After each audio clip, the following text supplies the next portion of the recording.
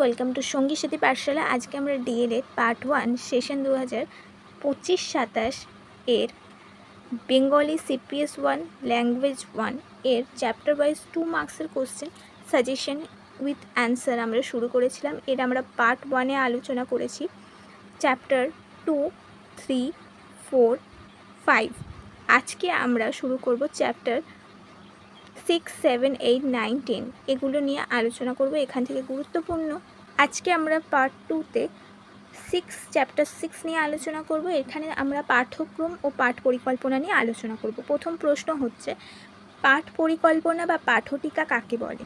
পাঠটিকা বা পাঠ পরিকল্পনা বলতে শিক্ষক কোনো বিষয় শ্রেণীকক্ষে কিভাবে, কোন পদ্ধতিতে, কোন সময়ে এবং কোন উপকরণের সাহায্যে পড়াবেন তার পূর্ব নির্ধারিত লিখিত পরিকল্পনাকে পাঠটিকা বা পাঠ পরিকল্পনা বলা হয়। সহজভাবে বলতে গেলে পাঠদানকে সুশৃঙ্খলিত ও কার্যকর করার জন্য শিক্ষক আগে থেকে যে পরিকল্পনা তৈরি করেন সেটাই পাঠ পরিকল্পনা। পরের প্রশ্ন হচ্ছে, পাঠটিকা বা পাঠ পরিকল্পনা কয় প্রকার ও কী কী? পাঠটিকা বা পাঠ পরিকল্পনা সাধারণত 2 প্রকার, যথা অনুপাঠটিকা বা আণবিক পাঠ পরিকল্পনা বা মাইক্রো লেসন প্ল্যান। এখানে অল্প সময়, অল্প সংখ্যক শিক্ষার্থী এবং একটি নির্দিষ্ট শিক্ষণ দক্ষতাকে কেন্দ্র করে পাঠ পরিকল্পনা তৈরি করা হয়। আর 2 হচ্ছে ব্যাপ্ত পাঠটিকা বা সাধারণ পাঠ পরিকল্পনা বা ম্যাক্রো লেসন প্ল্যান। এখানে সম্পূর্ণ শ্রেণীকক্ষ, পূর্ণ সময় এবং সম্পূর্ণ পাঠ্য বিষয়কে নিয়ে বিস্তৃতভাবে পাঠ পরিকল্পনা করা হয়। নেক্সট প্রশ্ন, শিক্ষণ কৌশল বা টিচিং টেকনিক কাকে বলে? শিক্ষণ কৌশল বা টিচিং টেকনিক বলতে বোঝায় শিক্ষার্থীদের সহজ ও কার্যকরভাবে শেখানোর জন্য শিক্ষক যে বিশেষ পদ্ধতি, উপায় বা দক্ষতা ব্যবহার করেন তাকে শিক্ষণ কৌশল বলা হয়। অর্থাৎ পাঠদানকে আকর্ষণীয়, বোধগম্য ও ফলশ্রুত করার জন্য শিক্ষকের ব্যবহৃত বিভিন্ন কার্যপ্রণালী হলো শিক্ষণ কৌশল। পরের প্রশ্ন হচ্ছে, আণবিক শিখন বা অনুপাঠদান বা মাইক্রো টিচিং কাকে বলে? আণবিক শিক্ষণের জনক হলেন কিথ অ্যাচিসন নামে একজন আমেরিকান শিক্ষাবিদ বুশ আণবিক শিক্ষণের সংজ্ঞা দিতে গিয়ে বলেছেন যে আণবিক শিক্ষণ হলো এমন এক ধরনের শিক্ষণ প্রশিক্ষণ কৌশল যার মাধ্যমে শিক্ষক নির্দিষ্ট কয়েকটি দক্ষতা স্বল্প সময়ের জন্য অপেক্ষাকৃত নিয়ন্ত্রিত শ্রেণীর মধ্যে চর্চার সুযোগ পায়। আবার শিক্ষাবিদ D.W. অ্যালেন এর মতে সময় ও শ্রেণীর আয়তনের দিক থেকে সংক্ষিপ্ত শিক্ষণ হলো আণবিক শিক্ষণ। অর্থাৎ আণবিক শিক্ষণ বা অনুপাঠদান বা মাইক্রো টিচিং হলো শিক্ষক প্রশিক্ষণের একটি বিশেষ পদ্ধতি যেখানে খুব অল্প সময়ে অল্প সংখ্যক শিক্ষার্থীকে নিয়ে এবং সীমিত বিষয়বস্তু ব্যবহার করে শিক্ষকতার নির্দিষ্ট দক্ষতা অনুশীলন করা হয়। সাধারণত এতে 5 থেকে 10 জন শিক্ষার্থী থাকে, 5 থেকে 10 মিনিটের মতো সময় লাগে এবং একটি নির্দিষ্ট শিক্ষণ দক্ষতার উপর এখানে গুরুত্ব দেওয়া হয়। এর উদ্দেশ্য হলো শিক্ষার্থী যে শিক্ষক আছে তার পাঠদানের দক্ষতা উন্নত করা। পরের প্রশ্ন হচ্ছে, আণবিক শিক্ষণের প্রধান বৈশিষ্ট্যগুলি লেখো।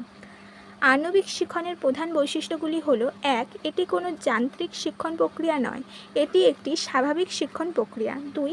এই শিক্ষণ শিক্ষকের আচরণের উন্নতি ঘটায় ও শিক্ষকের শ্রেণী শিক্ষণের ক্ষমতা বৃদ্ধি করে। 3. এটি একটি বিশ্লেষণাত্মক শিক্ষণ পদ্ধতি, শিক্ষণ পরিস্থিতির বিশিষ্ট একটি অংশ, এর ওপর বিশেষভাবে গুরুত্ব দেওয়া হয়। নেক্সট পয়েন্ট হচ্ছে, আণবিক শিক্ষণে অল্প কয়েকজন শিক্ষার্থীকে শিক্ষা দেওয়া হয়। পরবর্তী পয়েন্ট, আণবিক বা অনুপাঠটিকা বা শিক্ষণে দীর্ঘ সময় ব্যয় না করে একটি দক্ষতার চর্চার জন্য 10 মিনিট ব্যয় করা হয়। এবং লাস্ট হচ্ছে, আণবিক শিক্ষণে তাৎক্ষণিক সংস্কারের উপর বা ফিডব্যাকের উপর গুরুত্ব দেওয়া হয়। এখানে তাৎক্ষণিক ফিডব্যাক গ্রহণ করা হয় এবং দ্রুত বিষয়টিকে সমাধান করার চেষ্টা করা হয়। পরের প্রশ্ন হচ্ছে, আণবিক শিক্ষণে কয়টি পর্যায় লক্ষ্য করা যায় ও কী কী? আণবিক শিক্ষণে মূলত 6টি পর্যায় লক্ষ্য করা যায়। 1 হচ্ছে পর্যবেক্ষণ বা অবজারভেশন, বিশ্লেষণ বা অ্যানালাইসিস, প্রস্তুতি বা প্রিপারেশন, অনুশীলন বা এক্সারসাইজ, মূল্যায়ন বা ইভ্যালুয়েশন এবং সঞ্চালন বা ট্রান্সফরমেশন। পরের প্রশ্ন অত্যন্ত গুরুত্বপূর্ণ একটি প্রশ্ন, অনুশিক্ষণ চক্র কাকে বলে? অনুশিক্ষণ চক্র বা মাইক্রো টিচিং সাইকেল বলতে বোঝায় মাইক্রো টিচিং পদ্ধতিতে শিক্ষক প্রশিক্ষণার্থীর শিক্ষণ দক্ষতা উন্নয়নের জন্য পরিকল্পিত ধারাবাহিক কয়েকটি ধাপের সমষ্টিকে অনুশিক্ষণ চক্র বলা হয়। এই চক্রে সাধারণত নিম্নলিখিত ধাপগুলি থাকে। এক হচ্ছে পরিকল্পনা বা প্ল্যান, পাঠদান বা টিচিং, প্রতিক্রিয়া গ্রহণ বা ফিডব্যাক, পুনরায় পরিকল্পনা রিপ্ল্যান, পুনরায় পাঠদান রিটিচ, পুনরায় প্রতিক্রিয়া গ্রহণ বা রিফিডব্যাক। এর মাধ্যমে শিক্ষার্থী শিক্ষক নিজের ভুল সংশোধন করে পাঠদানের দক্ষতায় উন্নত করতে পারে। নেক্সট প্রশ্ন, অনুশিক্ষণ চক্রের স্তরগুলি কী কী? এই স্তরগুলির কাজ উল্লেখ করো। অনুশিক্ষণ হলো দক্ষতা ভিত্তিক শিক্ষক প্রশিক্ষণ কৌশল। এর মাধ্যমে শিক্ষার্থী শিক্ষক এই শিক্ষণ দক্ষতার দ্বারা নিজেদের শিক্ষাদান কৌশল ও দক্ষতাকে উন্নত করে।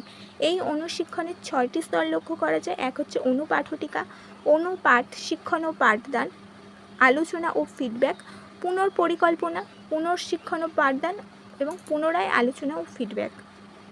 এই হচ্ছে আমাদের অনুশিক্ষণ চক্র, যেখানে আমরা অনুপাঠটিকা বা মাইক্রো লেসন প্ল্যান তৈরি করি এবং পরে সেটা গিয়ে আমরা প্রেজেন্টেশন দিই এবং সেখানে আমাদের যে শিক্ষক শিক্ষিকা রয়েছেন বা পর্যবেক্ষক রয়েছে তারা সেটাকে দেখে এবং আমাদেরকে জানায় যে কোথায় ভুল হয়েছে এবং কোথায় ঠিক করতে হবে। এবং তারপরে আমরা বিষয়টিকে আবার পুনরায় নতুন করে আবার একটা পাঠটিকা বানাই বা যেগুলো ভুল হয়েছে সেগুলো শুধরে নিই এবং তারপরে আবার প্রেজেন্টেশন দিই এবং তারপরে সেটা নিয়ে আমরা আবার আলোচনা করি। এইভাবে এই সাইকেলটা ঘুরতে থাকে। এই জন্য এটাকে অনুপাঠটিকা বা অনুপাঠটিকা চক্র বলা হয়েছে বা অনুশিক্ষণ চক্র বলা হয়েছে। এই পর্যায়টিকে ভালো করে দেখলে আমরা দুটি স্তর পাবো। সেগুলি হচ্ছে, এক হচ্ছে প্রস্তুতি স্তর বা ওরিয়েন্টেশন ফেজ এবং 2 হচ্ছে অনুশীলন স্তর বা প্র্যাকটিস ফেজ। প্রস্তুতি স্তর বা ওরিয়েন্টেশন ফেজ, এই প্রস্তুতি স্তরে শিক্ষার্থী শিক্ষক যা শিখবে তা হলো অনুশিক্ষণ কৌশল, শিক্ষণ দক্ষতা, ফিডব্যাক প্রক্রিয়া, পাঠ পর্যবেক্ষণ, পাঠটিকা প্রস্তুত প্রভৃতি। এই পর্যায়ে খুব ধৈর্য সহকারে ধরে ধরে নিষ্ঠার সঙ্গে শিখতে হয়।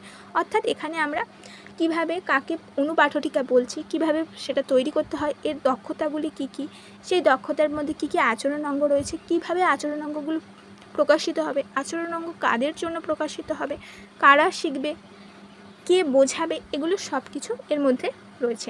নেক্সট হচ্ছে অনুশীলন স্তর বা প্র্যাকটিস ফেজ।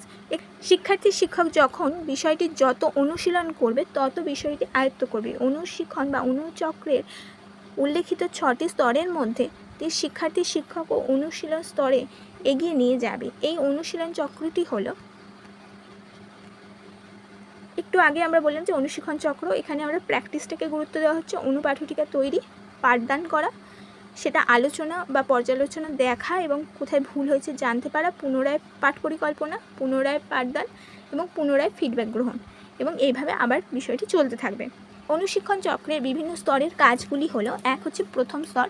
এই স্তরে প্রথমে শিক্ষার্থী শিক্ষক অনুপাঠটিকা বা পাঠ পরিকল্পনা তৈরি করবে এবং যে দক্ষতা বা স্কিলটি সে উন্নত করতে চায় তার ভিত্তিতে।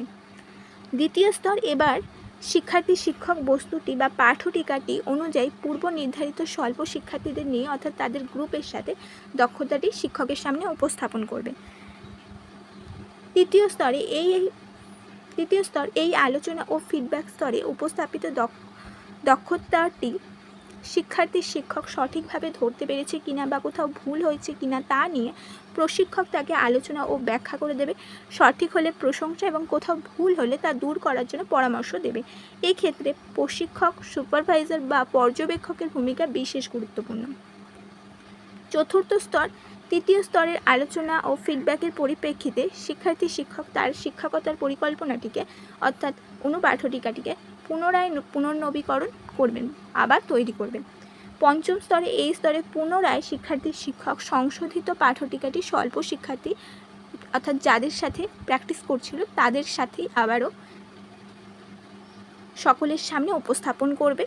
এবং ষষ্ঠ স্তরে, এই স্তরে পুনরায় পাঠদানের আলোচনা ও ফিডব্যাক গ্রহণ করা হবে এবং এইভাবে পুনঃশিক্ষণ অনুচক্রের পুনরাবৃত্তি চলতে থাকবে যতক্ষণ না শিক্ষার্থী শিক্ষক কাঙ্ক্ষিত মান অর্জন করতে পারছে। অর্থাৎ যতক্ষণ না সে পাঠ পরিকল্পনা তৈরিতে এবং পাঠদান প্রক্রিয়ায় যথাযথ হয়ে উঠছে ততক্ষণ সে এই সাইকেলটি চলতে থাকবে। এই ছিল আজকে আমাদের গুরুত্বপূর্ণ বেশ কিছু প্রশ্ন। এখানে আমরা তোমাদের জন্য যেমন 2 নম্বরের প্রশ্ন রেখেছি তেমন 7 নম্বরের প্রশ্নও রেখেছি এবং পরবর্তীতে আমরা 16 নম্বরের প্রশ্ন একসাথে আলোচনা করে দেবো। অবশ্যই তোমরা এর আগের পর্বগুলো চ্যানেলে ভিজিট করে দেখে নিও।